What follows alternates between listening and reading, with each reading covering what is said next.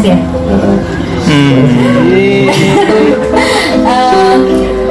Tadi siang baru aku tulis tuh di caption Instagram aku sekalian ngucapin Hari Kesehatan Mental Sedunia ya.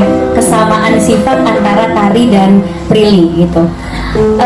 Jadi di saat kita mengembangkan karakter ini, sebenarnya sedikit-sedikit masukin diri aku juga sih di sini gitu, karena balik lagi film adalah medium yang kuat untuk kita menyampaikan pesan. Jadi siapa tahu, aku yakin banyak Prilly atau Tari-Tari di luar sana gitu yang perlu mendengar atau melihat film ini gitu. Kesamaan sifatnya tuh Prilly sama Tari tuh sama-sama people pleaser ya, sama-sama nggak bisa bilang enggak dan lebih mentingin kebahagiaan orang lain daripada kebahagiaan diri sendiri. Apalagi profesi aku sebagai public figure kan, kita harus terlihat baik-baik terus di depan orang kan, kayak kerja ketemu orang banyak, orang mau taunya kita di performance yang paling terbaik gitu. Ya mana tahu orang kita sakit atau kita sebenarnya lagi ada masalah di rumah atau lagi ada masalah di kantor. Pokoknya di saat aku tampil depan semua orang, depan kalian kan pasti pengennya ngelihatnya sisi terbaik Prilly kan, yang mungkin di situ aku menahan banyak air mata, rasa lelah dan semuanya. Nah itu pun yang dirasakan sama Tari gitu, karena dia nggak pernah merasa punya support system. Dimana dari kecil tempat yang harusnya dia merasa paling aman, yaitu adalah rumah dan keluarganya, dia nggak mendapatkan rasa aman tersebut, sehingga itu membuat dia jadi trust issue sama teman, sama pasangan juga gitu. Jadinya dia selalu ngekip apapun itu sendiri. Terus karena dia juga kerja di kantor yang dimana kerja kantornya itu harus kerja tim, dia harus melakukan yang terbaik untuk timnya. Jadi ya dia ngekip semuanya itu sendiri gitu. Nah disitulah dua persamaannya gitu. Dan aku pengen dari karakter Tari, siapapun yang nonton itu bisa lebih sayang sama dirinya sendiri, bahwa bilang enggak ke orang itu nggak jahat, karena lebih jahat kalau kita tuh nggak sayang sama diri kita sendiri gitu, atau melakukan sesuatu yang sebenarnya tidak memberikan manfaat atau tidak memberikan rasa damai ke diri kita gitu.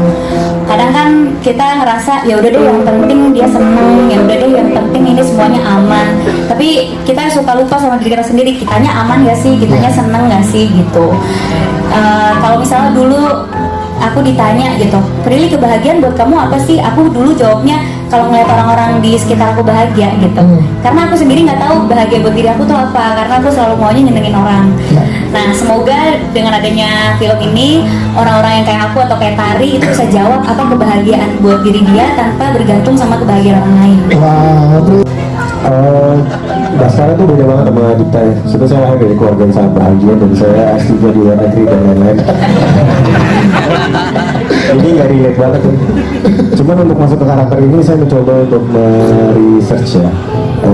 Benar saya pernah jadi atlet dulu dan gagal juga gitu kan. Ya, makasih ya.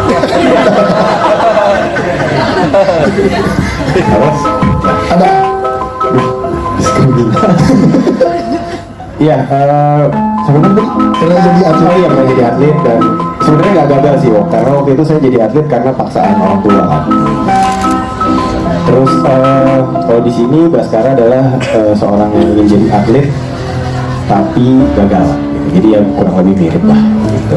Terus kalau lo ketemu harus sayang diri sendiri, harus sayang Baskara juga. Nanya beneran umai. Perbedaan ya di budget aja. beneran. Karena sebelumnya kan sama Reza Radian pernah sempat nama-nama besar di industri film Indonesia lah. Dan sekarang sama Dipta yang berbedanya gitu, silakan. Perbedaannya menurut aku Mas Dikta itu bukannya cuma sekedar lawan main atau co-star aku di film gitu, tapi kita juga dekat sebagai ini jangan dijedain dulu, itu yang ditunggu. Oke, Lamber dapat konten. Brownies juga, cumi-cumi.com apa? Karena Brilian juga jadi apa sih itu? Baik, sebagai teman dekat gitu ya, gitu ya. Oke. Jadi sama Mas Dikta itu apa sih dia? Beda ini bukan close friends nih. Oke, apa-apa. Terus aja terus. Udah keluarin. Enggak, tapi jujur. aku ini kan tipe yang mungkin orang ngelihatnya tuh aku kayak open book ya, kayak seneng cerita, seneng apa. Tapi sebenarnya yang orang-orang tahu tuh mungkin layer pertama di kehidupan aku aja gitu, atau apapun yang emang pengen aku ceritain ke orang. Tapi sama Mas Dikta, karena kita memang dekat selain jadi lawan main gitu ya, maksudnya kita sering sharing gitu. Di mana? Jadi banyak momen-momen tuh yang nggak pernah aku share ke orang lain, aku share ke Mas Dikta gitu. Jangan kabur. Oke, insert udah dapet. Ada momen yang akhirnya ngebuat aku tuh kayak ini sebelum kita syuting film ini ya, gitu. Ada momen yang ngebuat aku kayak ini tuh karakter cocok banget kalau Mas Dikta yang main. Karena ada adegan yang sama kayak di dunia nyatanya gitu. Itu adalah di saat Mas Dikta itu nasehatin aku bahwa jangan iya terus jadi orang gitu. Karena awal misalnya suka curhat kayak ngeluh, Mas tadi aku gini tapi aku gini gimana ya caranya gitu. Nah Mas Dikta tuh pernah nasehatin aku kayak kamu tuh nggak apa-apa baik tapi jangan iya terus, sekali-sekali tuh harus ngomong enggak daripada kamu yang mendem atau apa. Nah itu tuh ada kan di adegan itu. Jadi pas aku baca skripnya aku ngerasa kayak jadi inget gitu Mas Dikta tuh pernah kayak gini. Aku pernah kayak gini. Tapi kalau yang di